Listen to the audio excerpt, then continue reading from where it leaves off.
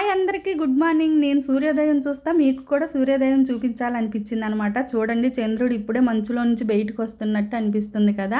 ఇంకా ఈరోజు శని త్రయోదశి కదా, అట్లాగే శివాలయానికి వెళ్ళి శనీశ్వరికి పూజ అయితే చేయించుకుందామని చెప్పేసి ఇంటి దగ్గర అయితే పూజ అయితే కంప్లీట్ చేసుకున్నాయి. ఇవాళ పిల్లలకి హాఫ్ డేనే ప్రతి శనివారం, ఇంకా వాళ్ళకి లంచ్ బాక్స్లు కట్టే పని లేదుగా అనేసి ఇక ఇంటి దగ్గర అయితే తొందరగా అయితే పూజ చేసేసుకుని ఇక అట్లాగే శివాలయం కూడా వెళ్ళిపోదామని చెప్పేసి తొందరగా అయితే పూజ చేసుకుని, వాళ్ళ శనివారం కదా వెంకటేశ్వర స్వామికి అష్టోత్తరం అయితే చేసుకుని హారతి ఇచ్చేసుకున్నాను అనమాట. ఇంట్లో కూడా పిల్లలకైతే టిఫిన్ వేసి ఇచ్చేసి ఇంకా వాళ్ళని రెడీ చేసి ఇక పంపించేసి నేనైతే శివాలయానికి అయితే బయలుదేరాను.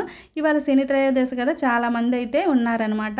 శని త్రయోదశి రోజు కాకపోయినా ప్రతి శనివారం అయినా సరే మామూలుగా శివాలయంలో ఉండే శనీశ్వరికి నువ్వుల నూనెతో కనుక అభిషేకం చేసి వచ్చి ఈ మంత్రాన్ని చదువుకుంటే సరిపోయిద్ది అనమాట. నీరాంజన సమభ్రాసం రవిపుత్రం యమగ్రజం ఛాయా మార్తాండ సంభూతం తమ్ నమామి శనీశ్వర.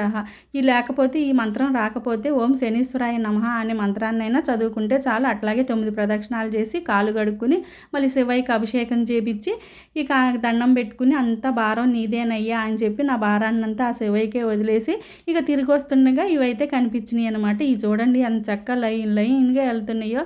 ఇక దగ్గరలో ఉన్న వెంకటేశ్వర స్వామి గుడి, మా వెంకన్న స్వామిని ఎందుకు వదిలిపెట్టాలని చెప్పేసి ఆయన దగ్గరికి కూడా వెళ్ళి ఒకసారి ఆయన్ని కూడా చూసి పలకరించి ఇంటికైతే వచ్చేసాను అనమాట. ఇదిగోండి లక్ష్మీదేవి అమ్మవారు చూడండి.